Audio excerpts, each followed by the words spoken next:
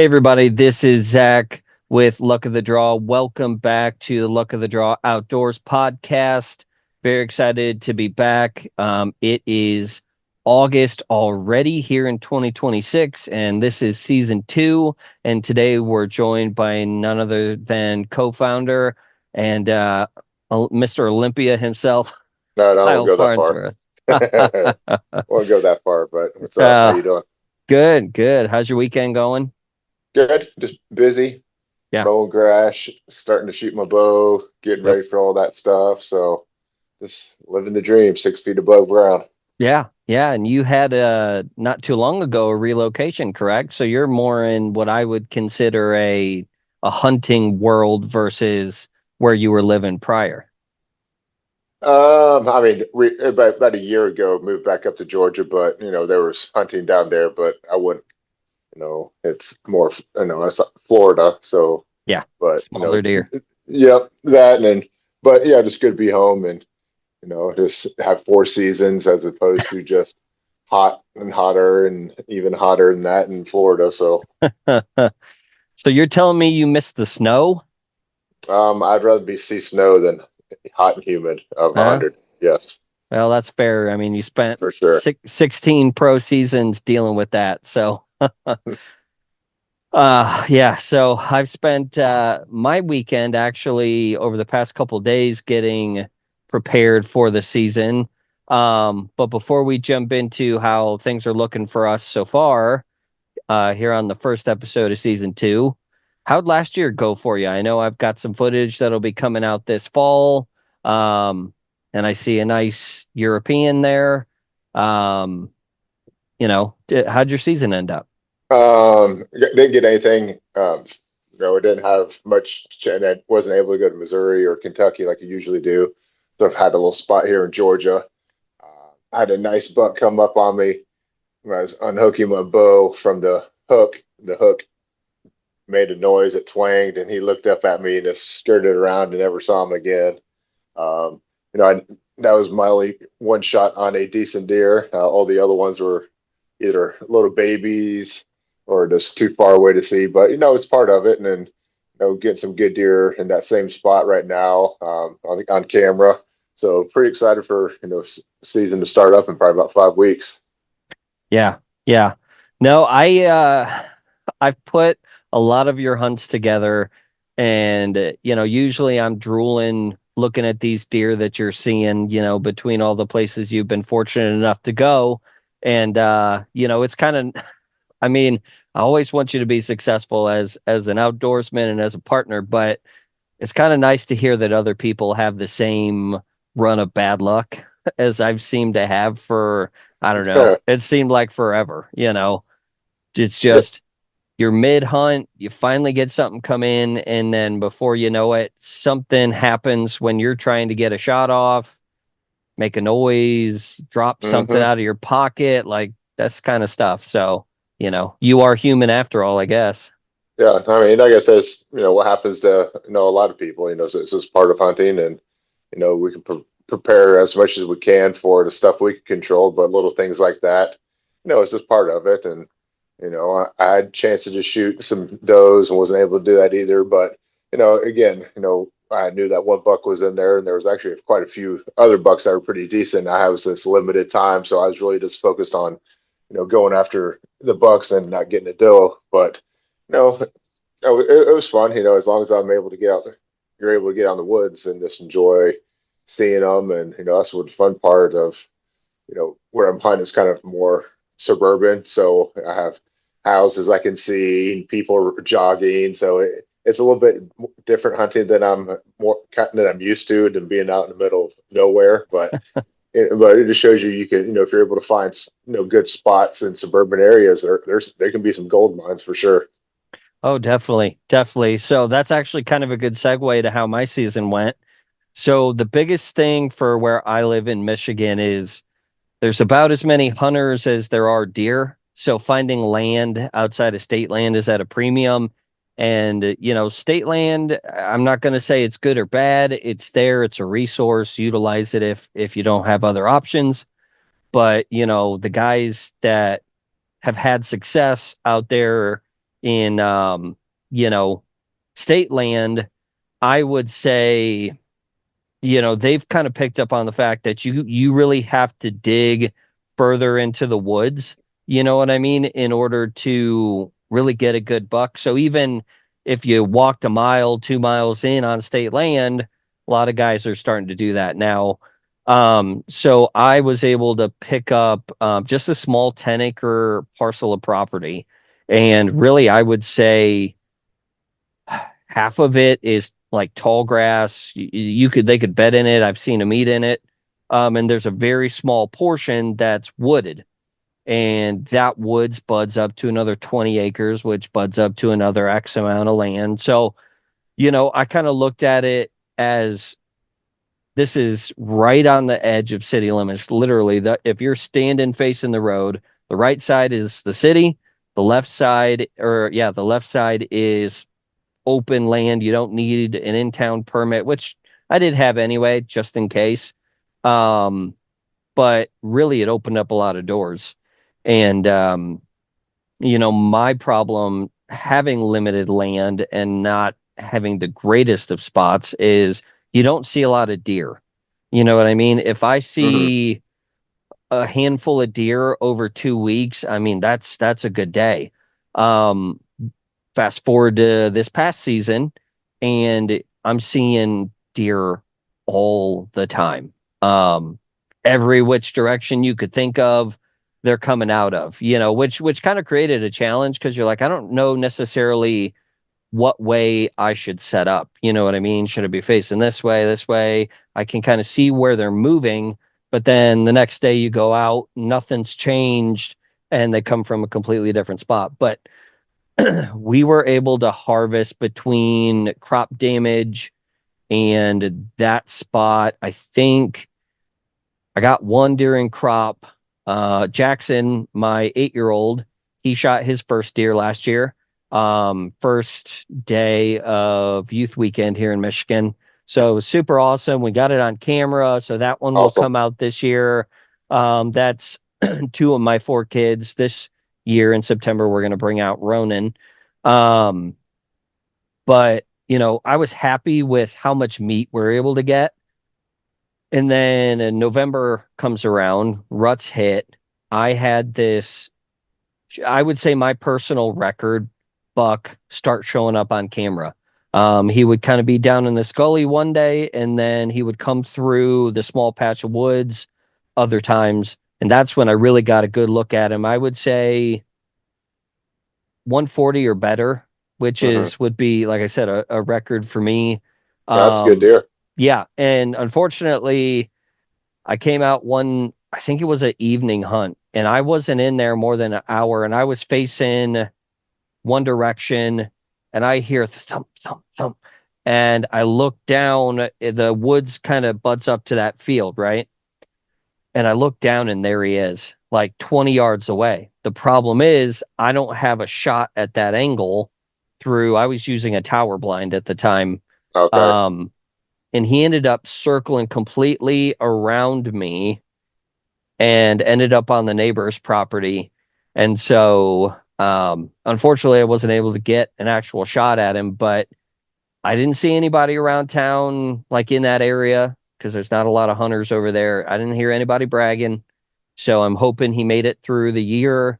Um, Oddly enough, I put trail cameras out and some corn just to get things moving, and seen a lot of does. Got some fawns still with spots.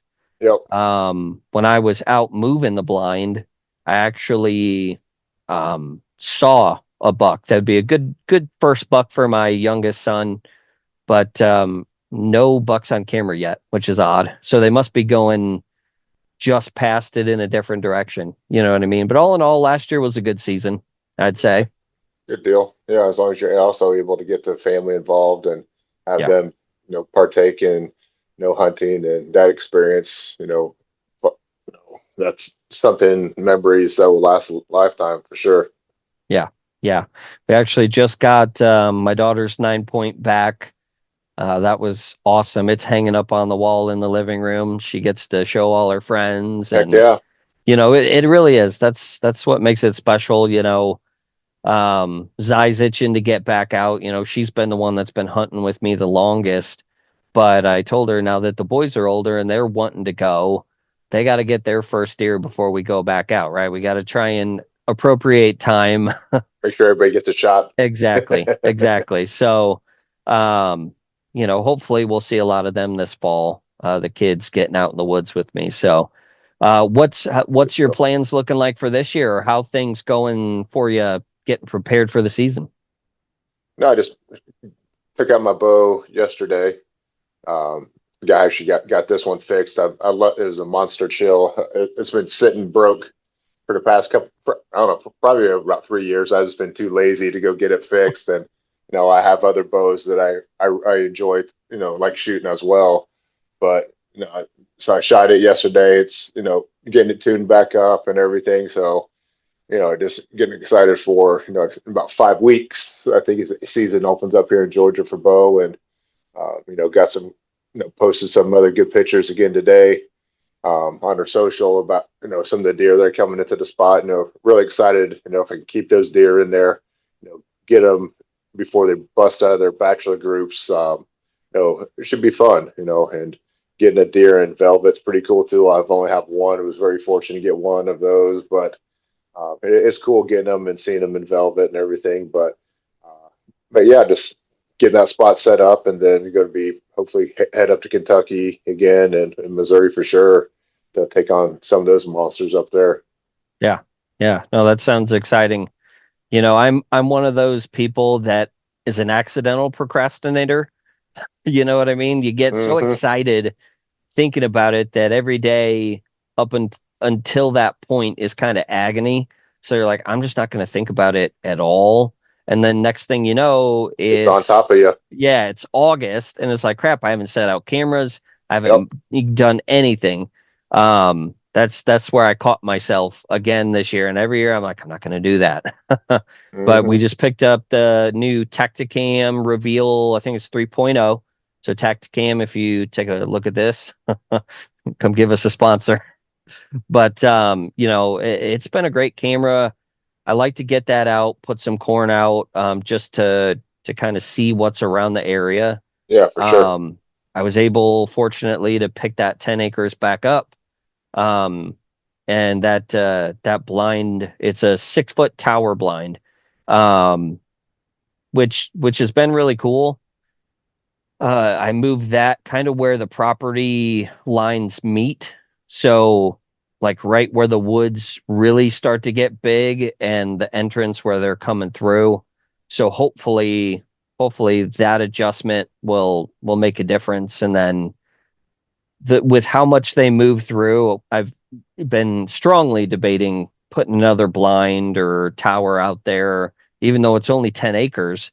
And sometimes wind's a factor there too. Yeah, So, I would say that's the main thing. You should have a couple of spots where you're able to use the wind or play off of it. Because obviously that's one of the deer's most strongest senses is their smell. So, right. if you don't cover your scent or hunt, downwind and they catch with it, you can have the best spot in the world, but if they smell you, you're never seeing them. Right, right. Especially with a mature buck. Uh-huh. I mean, they don't get that big for no reason, right? Nah, for sure. Um, tell me about your bow setup. What are you shooting and what kind of arrows you shooting? So I mainly use Matthews. So I have uh, I'm gonna be using my chill this year since I just got it fixed. That's gonna be my main bow. Before then, um, I forget what my other Matthews was. I know I have adrenaline, but I got all Matthews stuff. I love what they shoot. Very comfortable with it. Trophy Ridge sights, string loop. What everybody does.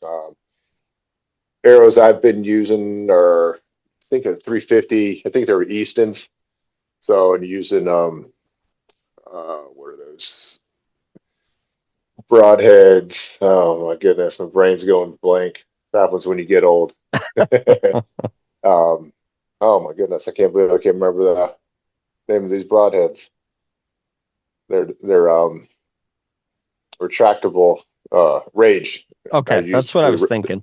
the Rages. I love those things. I know some people don't like them, but I've never had an issue with them. Um, I would just shoot, mechanicals or expandables. I've used to use Muzzy. Nothing wrong with them. I just went to more to the Rages. So again, it's all personal preference, and then whatever you feel comfortable with, and whatever you're good shooting with. So, 100 grain broadheads as well. So, if again, I've had very good success with the setups of the bows that I have, and probably won't never really change until something drastic happens. So, Right. Right. So have you always, it sounded like you do, or you did use fixed blade for a while and then you moved to expandables, or have you always yeah. been? No, I used to use Muzzy back in the day when I first got introduced. I think back then it was mainly all fixed blade. Yeah. And then when stuff started going to expandables, I'm sure I used some other ones. I think, I don't remember the names of it, but I know I've used a few other ones. But then I started using the Rages, and I've just been very impressed. It don't sound like a commercial, but the hole they leave in an animal, it's just unforgiving. And 2-inch hole it leaves. I mean, yes, you want to put a perfect shot on deer every time, but we know sometimes that's not going to happen. And Hmm. be able to have that much of a cutting surface to go through the animal to have it, eventually expire, and you'll be able to take it humanely. That's also the main thing, and hopefully find it passed away 100 yards from your stand. That's the goal. So, Yeah. but and using a broadhead like that, for me again, it's personal preference, and I've had a great success. And when I'm able to connect on an animal, they really don't go that far with that setup I have. Yeah. Yeah. And I was, I was a fixed blade believer, and that's just what my uncle used, and I think it was Muzzies Hmm. that we were Yep. using. No, those are great. I have Yeah. some. I still have some, but I don't think if I ever go hog hunting, maybe I'll use more fixed blades as opposed Right. to expandables, just because they're A little such a more tough. durable. Yeah, they're a tough animal. Yeah. Yeah. And then what was it? A handful of years ago, I switched from my Bowtech Old Glory, which I still have. That's the bow I killed my first buck with, so I told myself Hmm. that's going to stay with me forever. Yep, I have one of Um, those too. Matthew's a good, yep. and it's probably about 10 years old, but I love that thing. I'll never get rid of Yes, it. yes. But I'm shooting Rage expandables on my crossbow, and it's been, like you said, unforgiving. Some of these holes that they leave, Yep, to the it's point. scary. I mean, I hit a deer last year, and it took the whole front leg, all the appendage. It couldn't even run because it was like a gunshot. You know what Yeah. I mean? Where they get back up and they're kind of falling because that muscle, or that muscle's just gone. Um, so like you said, not sponsored by Rage yet, but if they want to hop on, definitely a big fan of their stuff. Um, but as far as what, the crossbow that I'm using is just kind of standard, you know what I mean? Nothing name brand. It's not a Raven, but I have been toying around with Ravens just because, shooting out of a limited size. I think it's a 6x6 tower blind. The Hmm. last thing I want is to have that personal best buck right there on the ground, 20, 30 yards away. And because I have 21-inch cams, or limbs, and you Uh-huh. go to swing out and they hit the edge of that blind, and now my arrow's going this way and the buck's gone. You know what I mean? Oh, I know what you mean.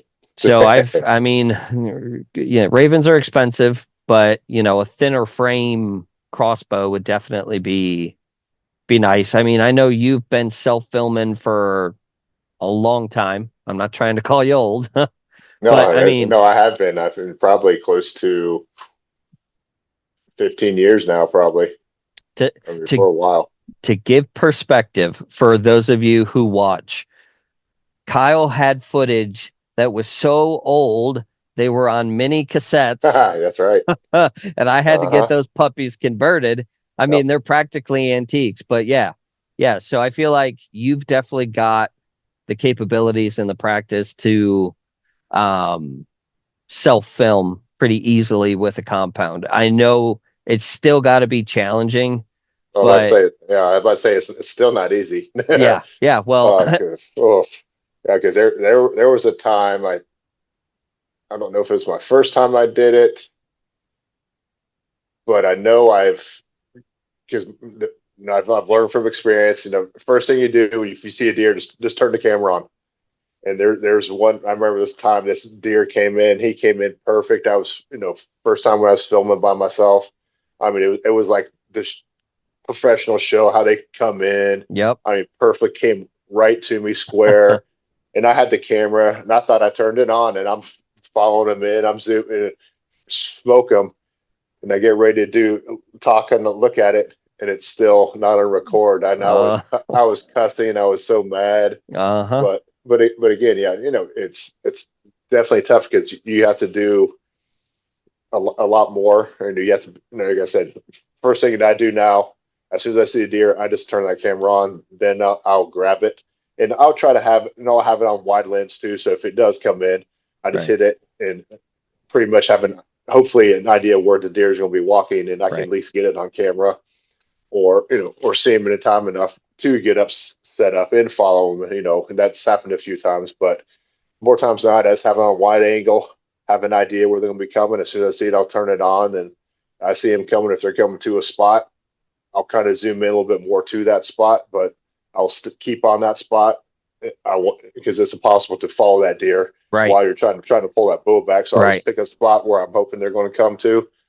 They come to that spot, stop them. Sometimes, and that's the other thing. I know I've stopped deer before, and other times I have not let them stop. For me, I guess it depends on if they seem alert. I don't Mm-hmm. like shooting at alert deer just because when they turn to go, how much they can drop below that arrow. Yep. Again, some people don't like shooting at moving deer, and again, for me, I'm comfortable kind of doing it to a certain distance. Obviously, I don't like doing it probably past 30 yards. Kind of a clear shot. Because I just don't like alerting deer to my presence. The least more I can keep them calm. Yeah. For me, the better. But it's fun. I enjoy the challenge of filming it myself, and I've had success with it and failures with it for sure. Yeah. And and another story, I was up in Missouri, and this was probably the worst I've ever been. I missed in probably 3 or 4 days of hunting. I missed three good deer all on camera, and I was sick to my stomach. I I'm not trying to toot my horn. I usually don't miss maybe one, but I missed three bucks in one, and I was just sick to my stomach, and that happened, and that was just me. And we'll get back to like the preparation part. Waiting too long to get ready. I can shoot a bow. Yeah, okay, yeah. I started shooting probably about 2 weeks before I went up to Missouri, which is stupid. I was hit. Yes, I was hitting my spot. Everything was locked in, but it's that rushing the shot. I saw him come in. I wasn't taking my time. I was rushing, getting nervous, and again, we can practice all we want, but when that big situation comes up, it's totally different. Yeah. And if you don't practice enough, you're not going to be ready for it. And unfortunately, like I said, and the furthest deer I think was maybe 32 yards. So there's no reason for me to miss that far away. Is this? It's the Indian. It's not the bow. Right. That's why I was so mad at myself because I screwed on every shot up. It wasn't me hitting a limb and them seeing me or me. Everything was all on me, and Right. that was I've never been so sick in my life. Right. I feel that. I feel that. And we are a smaller outfit, and you know, maybe every once in a Mhm. while we can get a buddy to come film for us in exchange for, hey, you can use this tree stand this weekend kind of thing, like a scratch my back, I scratch yours kind of thing. But Yeah, by and large, you, me and Austin, we're self filmers. And that I was in Missouri at gosh, I can't even remember the name of the outfitters, but the outfitters that you and I talked about years ago down that way, and in what is it, Macon or Macomb, Missouri? IMB Outfitters. Yeah, yeah, IMB. Yep, in Um, Macon, Missouri. yep. So, I went down there in I think October for a hunt and had a buck come in. Now he was chasing a doe. I don't know that I could have even really got a good shot, but the setup I had, the camera wasn't able to turn out far enough, and then I'm Yep. screwing with it, trying to adjust it, and then I think I got it, and then all of a sudden it goes from this to, you know, Yep. It and never, I'm like, I just couldn't do both. And yeah, I maybe I'm a baby, but no, I want to, it's hard. yeah, I want to put out quality content when I can. And I also want to make sure I'm being ethical when I'm shooting a deer. So I ended up switching to a crossbow just so that the pullback and, all that preparation while trying to make sure that the deer's in frame, all that stuff. I wanted to be able to have a cleaner product and be able to feel confident to do both. Yeah. And so I switched to a crossbow, and I think that's a great segue kind of into one other thing we wanted to kind of touch on. I mean, you've been hunting for a long time, and I've been hunting for a long time. What's your preferred setup? And, is there any reason why you have a preferred setup, whether it's tree stand, ground blind, hay bale, somebody's porch? Porch would be nice because they just had to come out and shoot and go back inside. But Yeah. no, I mean, I love lock-ons now. I used to only hunt of a climber. Mm, But the only thing about a climber is if you don't have a pretty much straight tree, you're gonna have to be cutting limbs to climb up, which is not a big deal if you have small little limbs. I've done it many of times. Um, I just like the visibility. There's pluses and minuses for both, yeah. obviously. I just like the more visibility I can be and have when I'm in a lock on or a climber. Obviously, with a climber, you can be more mobile Yeah. and be able to move around, as opposed to having a lock on. I mean, you can still be mobile a little bit with it, but not as obviously with a lock on. I mean, with a climber. But they're both good. Like I said, I mainly do lock ons now, but again, I like being out in the open and I like to see things. Obviously your scent is going to be more, has to be more under control when you're out and open like that, as opposed to a blind or box stand. Um, I've hunted out of those before, and for me, especially for bow hunting, they obviously there's bigger ones now, but I remember being in some smaller ones, and being in there with a cameraman. It can be kind of tight, and especially me. I'm not a small person, and trying to draw a bow in there with two people and trying to go to this window or this little window, trying to follow the deer, and you got a cameraman. No, it's tough. With a gun, it's easier for sure, but with a bow, it's a little bit more challenging. But again, you can be out of the elements. You can stay dry. You can stay warm. You can control your scent a whole lot better, and just stay or blind or box stand, as opposed to you can be out in the open. You're exposed to elements more. But I would prefer stunting out of a lock on or a climber or something like that. Yeah. Yeah. No, I started off straight single man stand where you had the pegs that you had to climb up, Uh huh. 20 feet was the minimum. And in I mean, I'm talking 4 layers of clothes with coveralls Yep. out Been there there. freezing to death, man. Wind blowing in your face so you can't feel your nose. Um, and I stayed that way for a long time. I would say up until 2017, that was, this is what men do, right? We suffer for our passion. Uh, that was my mentality. Like, this is the manly thing to do. And, I would say 2017 when I started self filming, I guess it'd be 19 at that point, but when I started self filming, the single man stands don't work anymore because I'm shooting on a Blackmagic Pocket 4K, and it's like a 2 pound camera. So, Hmm. finding a really durable camera arm to support that and not drop a, couple $1,000 camera out of a tree. I don't know if insurance will cover Yeah. that. So, I started moving to ground blinds. They're spacious, so you have plenty of room to fit you and maybe a cameraman or your tripod. Um, it, but still have a lot of shooting lanes. But the problem with that is I feel like, anyways, any mature buck that's passing by a ground blind, unless it's super well boxed in, right? Um, they're sketchy about it. And Yeah, so, that's why, especially I think with ground blinds, you definitely have to get them in there. I think no later than a month out yeah, before, for sure.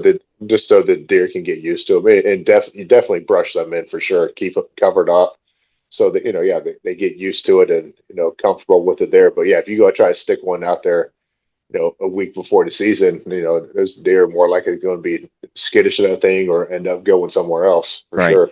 right.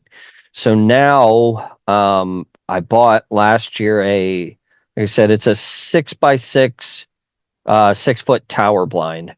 Um, and I really like it. It gives you all the benefits of a ground blind, but you're elevated, right? Hmm. It does 6 foot doesn't seem like a lot, but when it takes you off kind of that eye level, Yeah, it's great. And I kind of got to the point where it's like I don't want to be miserable hunting. I want to be able to feel my hands and toes, yeah, it's still nice. sit out here all day. You could put your heater in there and all that Hmm. stuff. So now I still miss being 20 foot up. I'll be honest, I miss being higher up because I just feel like you can see more. Yep, definitely. And it gives you more time to get prepared at that point. When we were out in Athens at John Neese's preserve double play, he had, I think they were 15-foot actual box blinds, the real fancy ones, like cup Yeah. holders. Like, surprised he didn't have TVs in that thing. Um, but obviously, that's kind of the cream of the crop. That's what all the big name TV shows hunt out of.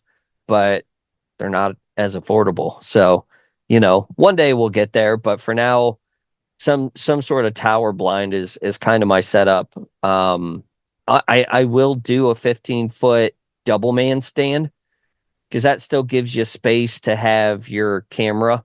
Um, I do my camera set up a little bit different. So I'll shoot a camera here and then a camera here. So this one's on an actual tripod, and then this one has a mount for the bar that goes around a double man stand. So I at least have two cameras and camera angles in case something goes wrong. I've got hopefully a backup, to make sure I got the kill on camera. And Yeah. then these are Ray-Ban Metas, so they actually can record. And these thankfully they work well. So shout out to you, Ray-Ban. But these glasses are the reason we got my daughter's buck kill on camera. Now, do you have to turn the glasses one on? You have to turn them on? Yep. So there's a on and off switch on the inside, and then your record buttons up here. So you can hold this down and you'll hear a little signal and it Yeah. will record 4K footage for 1 minute. Now these are prescription, but they do come in just regular style. Yeah. And apparently the new ones have some kind of like you'd be like Tony Stark almost. So um, but But they're like but $800. yeah.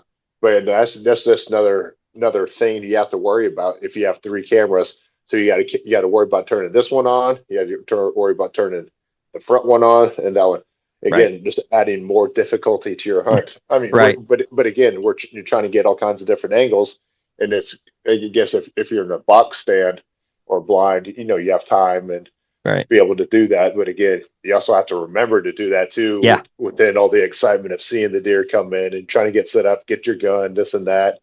No, yeah, that's good. Yeah, no, there. I think there was a time or two last year where Didn't end up shooting at the deer, but I had deer come in, flip the camera door open, and that powers it on, start tracking the deer, and I'm zooming, right?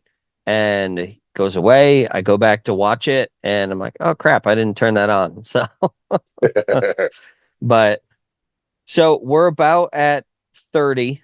So at this point, do you have any closing remarks for everyone out there as we prepare for the season? No, just like I said, I posted a little video. I think it was yesterday. Just talk about archery season is going to be on top of us, and the deer deserve our diligence in practicing and making a clean shot on them, so we don't do an awful shot and we end up wounding the animal and not finding it. It's going to happen sometimes, but um, get out there and practice. Like I said, time's going to be on us before you know it. And like I said, you don't want to be that person up in the stand where you shot the day before and you think you can shoot a deer out to 40 yards. You end up doing it, you hit in the ass or something like that. Or again, you get your equipment, you look at your bow, something's wrong with your bow, or your arrows. Just make sure you got your equipment, ready. Your safety harness, that's huge too. Make sure it's working correctly and it's not, dry rotted or anything like that. You got every little piece, your binoculars, your rangefinder. Make sure you got your batteries are good in your rangefinder, because that's even worse. You go up in your stand and you have a dead battery in your rangefinder, then you got to guess. So, but yeah, just make sure you get all those things in order before you go up in the stand, coming up here in about a month or so. And, practice, practice, practice. That's, the saying they says practice makes perfect. No, perfect practice makes perfect, not Mm, practice. So you got to right, do everything correctly right. and make sure you're on top of everything. Yeah, yeah. Definitely second that. Don't be an accidental procrastinator. Yep. I've been Don't. there too. So we'll Yep. learn by our mistakes. Yes, yes. Well, thank you everybody for watching. Thank you to our sponsors. We're excited to be back for season 2 of the podcast and to get the show up and get some episodes out as we approach deer season. Thanks, everybody. Have a good one. All right. Thank you guys.